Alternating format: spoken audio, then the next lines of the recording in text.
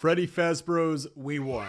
Hello everybody, I'm DustFood, the only piece of pizza to get out of Freddy Fazbear's Pizzeria. And look, for years, a large part of the DBD community petitioned the developers for a Five Nights at Freddy's collab. And for years, they received only silence as an answer. Of course, the developers never actively said they wouldn't work with FNAF. And in fact, I seem to recall them putting the series on a few of their regular surveys asking what licenses we'd like to see come to the game. But even so, DBD spent the first 8+ years of its existence largely ignoring FNAF.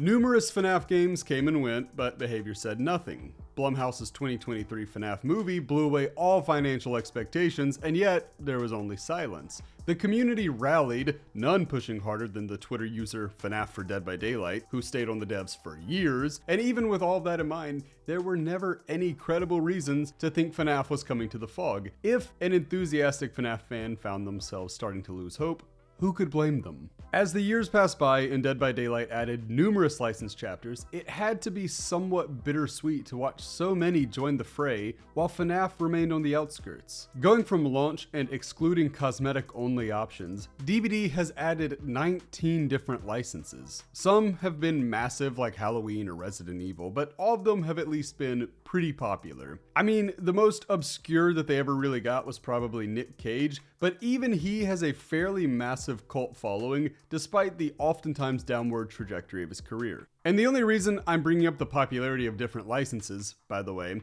is to point out that if we're just going off of numbers alone, FNAF probably should have been in the game way sooner. There are a few licenses in the game that are undeniably larger, but not really that many. FNAF is one of modern gaming's most enduring licenses, and now that it looks set to be a film franchise, the property is actually hotter than ever. Licenses only really exist to spike sales, so you'd be forgiven for assuming that behavior would have wanted something as hot as FNAF way earlier than when they actually got it. And with FNAF being owned by a single person rather than some complicated corporate conglomerate, they definitely could have had it too. But they decided to wait, and wait, and wait. Until finally the call was made to announce that a Five Nights at Freddy's chapter was on the way. And now that it's happening, I've gotta say, it feels good.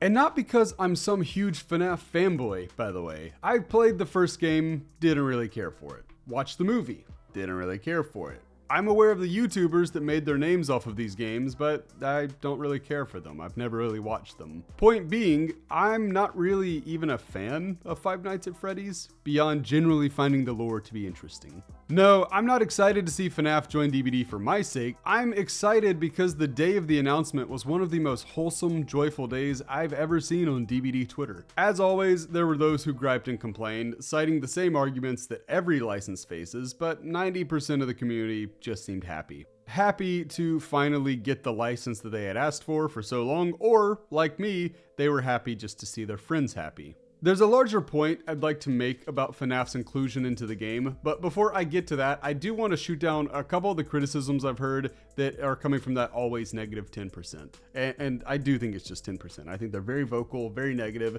but ultimately they make pretty bad arguments. Criticism 1. FNAF makes no sense for Dead by Daylight. Even if I didn't disagree with this point, which I do, who cares?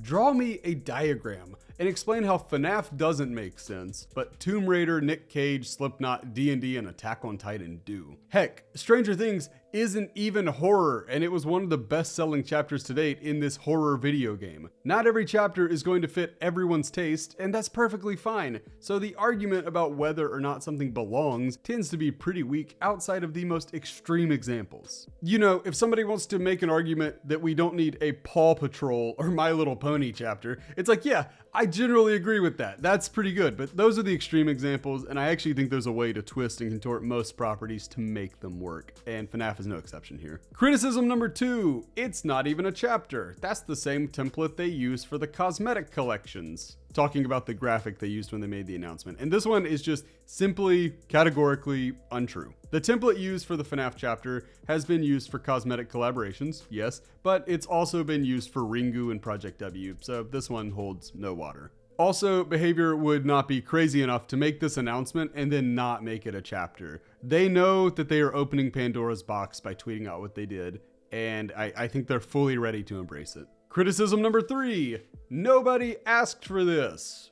Given how visibly untrue this one is, I'm surprised I've seen people saying it, but here we are. Of course, people asked for FNAF. Of course they did. Just like they're asking for Candyman, American Psycho, It, Friday the 13th, Predator, and 1,000 other licenses. Amongst these, FNAF was probably the most common request, actually, especially now that Alien and Chucky are here. It is totally cool and totally understandable to personally not want a chapter, but it's very silly to pretend that nobody else wants it just because you don't.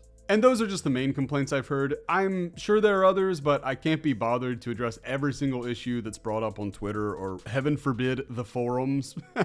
So if there is an important enough issue that I missed, I'll address it when I see it, but I don't want to inflate the length of this video just by addressing every possible issue somebody could have. So if something bigger comes along, I will address it. But earlier in the video, I promised there was a larger point that I wanted to make here, so I'd like to turn away from the negativity and return to that. Essentially, the point I want to make with DBD adding FNAF to the game is that this should serve as a reason for hope and camaraderie, no matter how you feel about this specific property. This is a good time to be a DBD fan. I adore the way that behavior is going out of their usual routine here and grabbing exciting licenses and working them into the game.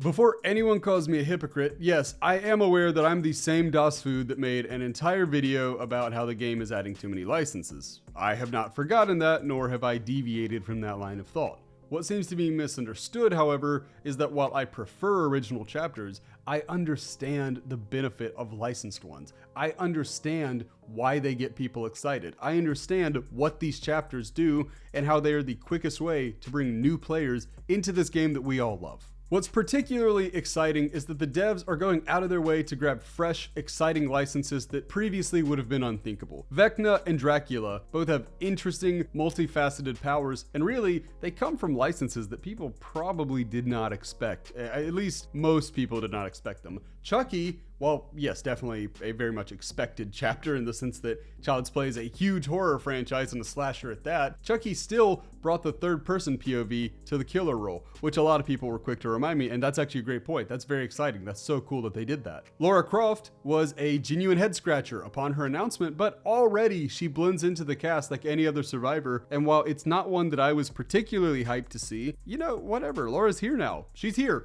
What am I gonna do? Complain? No.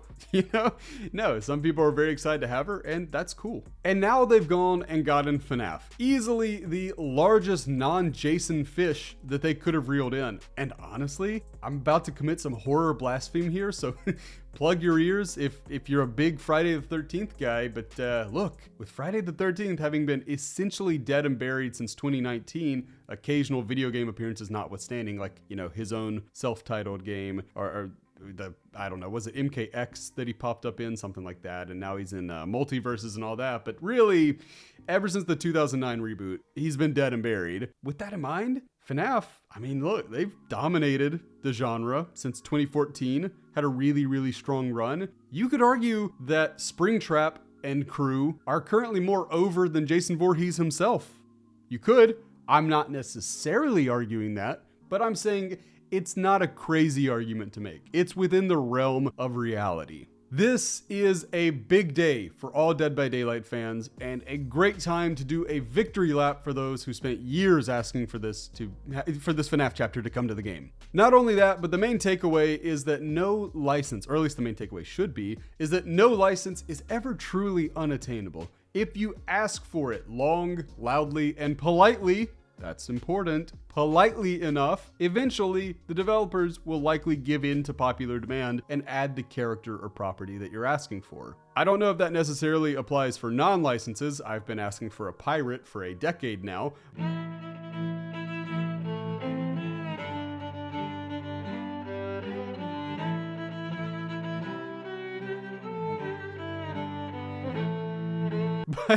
But properties, you know, licenses and all that, that seems to be possible. So if you're cynical about your dream license, don't be. It's not impossible to get a Scooby-Doo collab one day.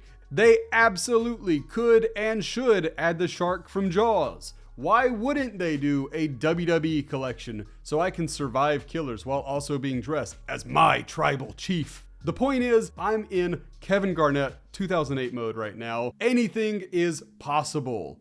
That's an old reference. That's dated. I feel like that's probably not as culturally relevant as it was at one point. But anyway, anything is possible. And it feels great. I may not be a huge fan of the franchise, but I am excited for FNAF to come to Dead by Daylight. Congrats to all of our friends who have waited for this day, and if your dream chapter isn't there yet, keep your chin up. It may be a lot closer than you think. Unless it's Jeepers Creepers. That is never happening. Bye, friends. I've been dreaming on in my head like I've seen it. A life worth living is a life with meaning. I'll do what I love till my heart stops beating. I'm feeding this demon. Got a taste, can't erase bitterness.